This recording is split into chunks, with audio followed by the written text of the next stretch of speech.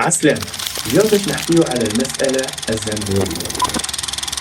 وقت الدولة العباسية وتحديدا زمن حكم الخليفة هارون الرشيد وقعت مناظرة نحوية كبيرة عرفت باسم المسألة الزنبورية. المناظرة وقعت في بغداد في منزل الوزير خالد بن يحيى البرمكي بين إمام نحاة البصرة السيبويه وإمام نحاة الكوفة الكسائي، والرهان كان على شكون يستحق لقب إمام النحاة. سيبويه مشى لبغداد يلوج على اعتراف بعلمه الغزير وعبقريته الفذة، وطلب مناظرة الكسائي اللي كان مقرب من بلاد الخليفة هارون الرشيد. ذات المناظرة والكسائي قال لسيبويه: تسأل ولا نسأل أنا؟ فقال له سيبويه: اسأل أنت. فقال الكسائي: كنت أظن أن العقرب أشد لسعة من الزنبور، فإذا هو هي أم فإذا هو إياه؟ فقال سيبويه: فإذا هو هي، لأنها ببساطة مرفوعة. فقال الكسائي: مرفوعة ومنصوبة. فاشتد الخلاف بين الاثنين، وتدخل الوزير